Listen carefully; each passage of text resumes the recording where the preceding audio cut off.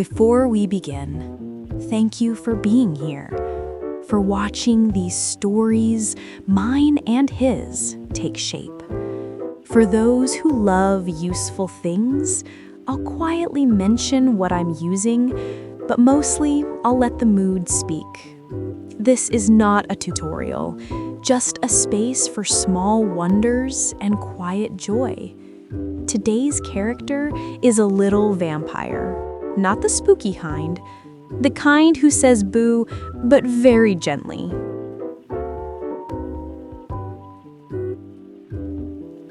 He began with wire and thread, a twist, a loop, a skeleton of nothing.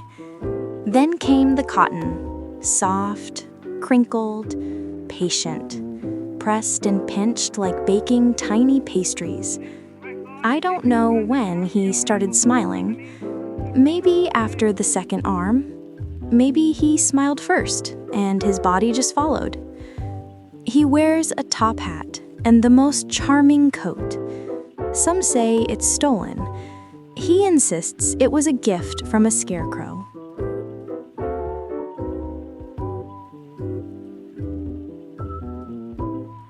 His cape is red, not from blood, but beetroot. He told me so himself. He believes the drama belongs to fabric, not to people. He's not the kind to hide in shadows.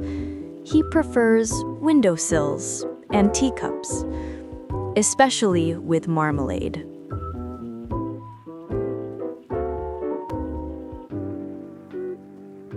His teeth are very small, not for biting, just for smiling more interestingly. If you're nervous, he'll hold your hand very gently, like he's made of fog and velvet. He once lived in a drawer of old theater props. He liked the smell of grease paint and dust. When I opened the drawer years later, he blinked, just once, and said, "Took you long enough."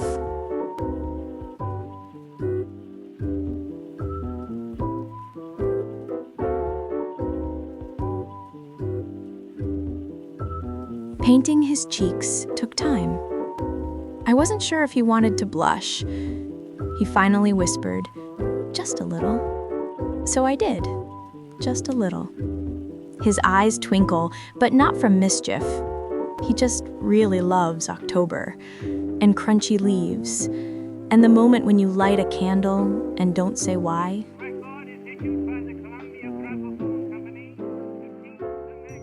He says he once met the moon. They didn't talk much, but she winked at him, and he's been trying to wink back ever since. He collects buttons, not to use, just to know they exist. He's friends with the little mummy. They hum together in the early hours. Sometimes they don't need words, just the rhythm of time passing slowly. They once tried to scare a squirrel. It didn't work. The squirrel brought them an acorn instead.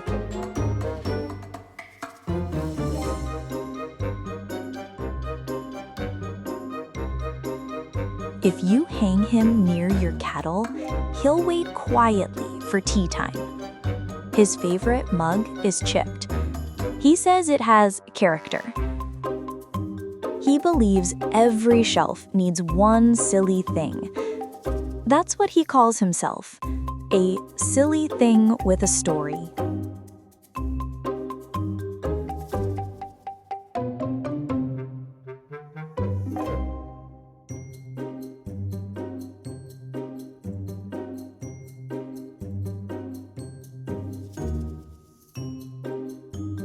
Sometimes he stands on the windowsill at dawn, just to count how many birds wake up before the sun. He always loses track, but he says the counting is the point, not the number. He's afraid of very loud clocks and very small spoons, No one knows why, but that's all right. Not everything needs explaining. One time, he found a single glove in a park. He kept it like a treasure. He said it looked lonely. Now it's his pillow. He sleeps on it during December. He believes that every person has a small magic inside. Some keep it in their voice, some in their laugh, and some in the way they care for small things. And maybe, just maybe, you've got a bit of that magic too.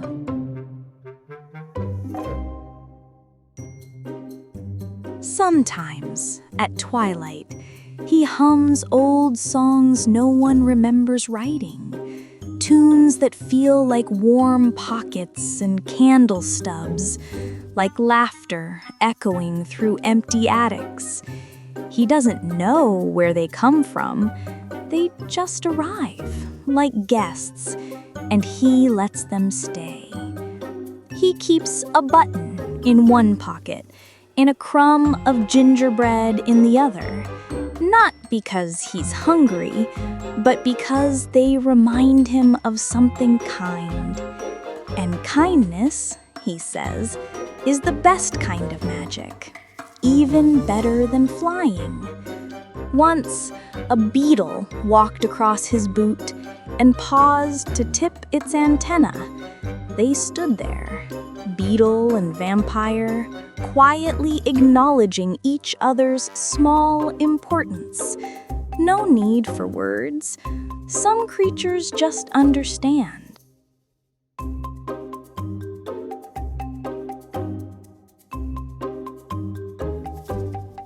Some nights he stays very still. So still, in fact, that the moon mistakes him for a rock and sets a little silver shadow on his hat. He doesn't mind. He likes pretending to be part of the furniture. That way, he hears all the secrets people forget they're saying aloud. There's a tiny keyhole painted under his collar. No one knows what it opens. But he swears, if you ever truly need it, the door will appear.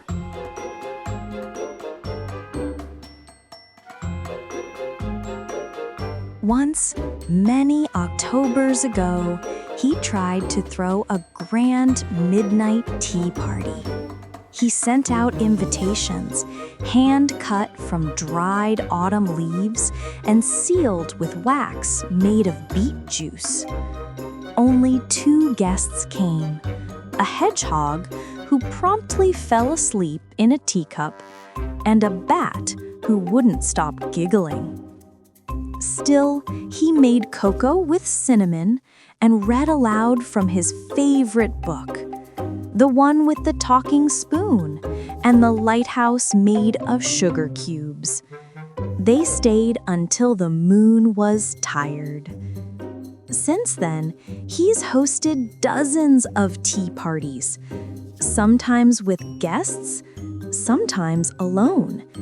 He says the secret is to always set out 1 extra cup, just in case someone unexpected arrives.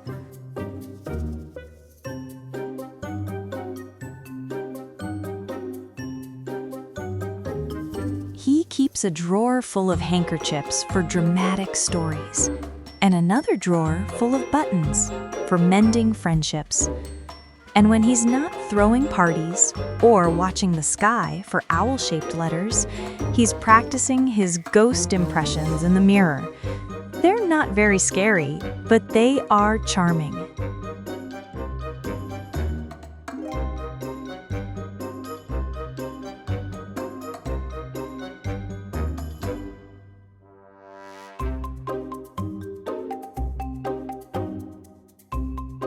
Sometimes, late at night, he folds tiny notes and tucks them into old books at the library. Messages like, "You're doing better than you think," or Some shadows are soft.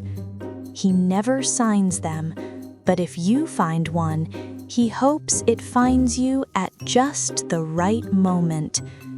He once tried to keep a pet snail, named it Sir Garlic, and built a whole castle from matchboxes. But Sir Garlic kept escaping. They parted as friends. On rainy days, he polishes his little boots and sorts his ribbon collection. He says every color has a season, and October is for burgundy, midnight, and storm cloud gray. Sometimes he wonders if he's really spooky at all, but then he remembers he doesn't need to be. He just needs to glow a little in the dark, like a story someone forgot they loved.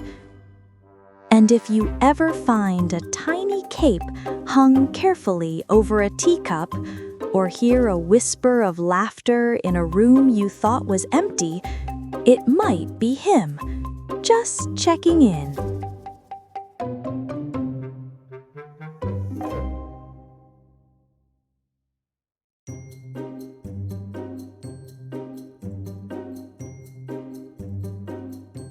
One evening, he wandered too far into the wind and got tangled in a spider web of old thoughts.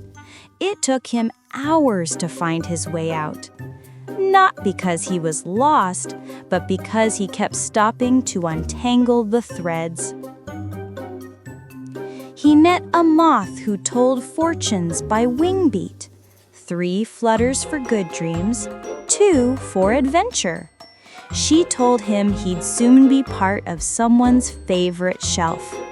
He smiled, quietly hopeful.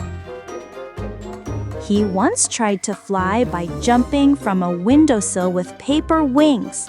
He landed in a flower pot.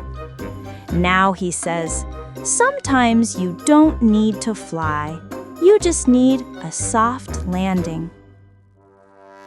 When no one's looking, he practices polite bows in front of a spoon. He says a well-timed bow can solve most misunderstandings, especially if followed by a grin and a biscuit. And when the moon is just a sliver in the sky, he climbs to the highest point in the room, wraps himself in his little cloak, and hums the song of October, low and round and full of wonder.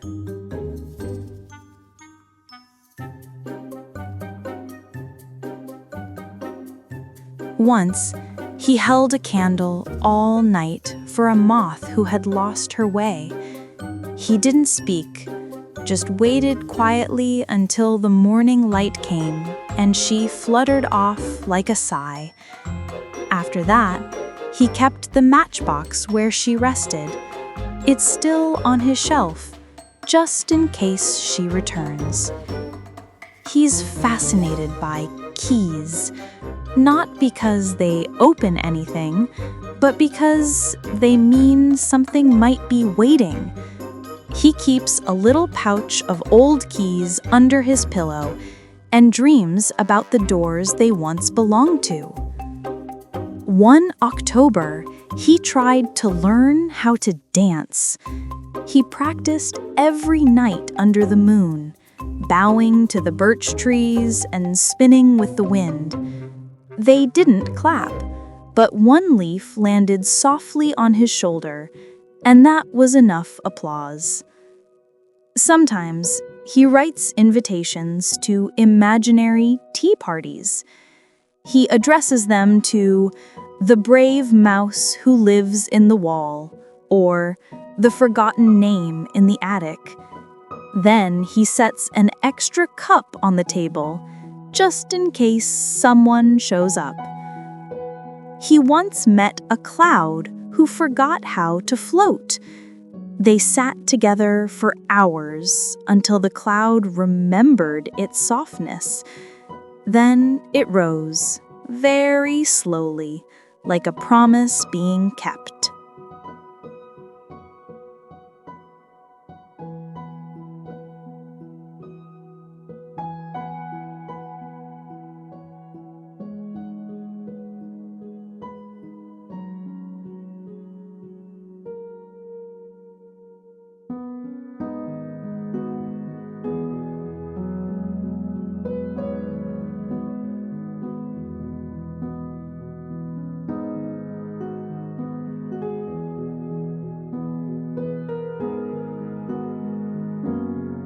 somewhere, in a cupboard or behind a dusty curtain, he'll blink again, just once. Because stories never really end. They just rest until someone is ready to believe them again.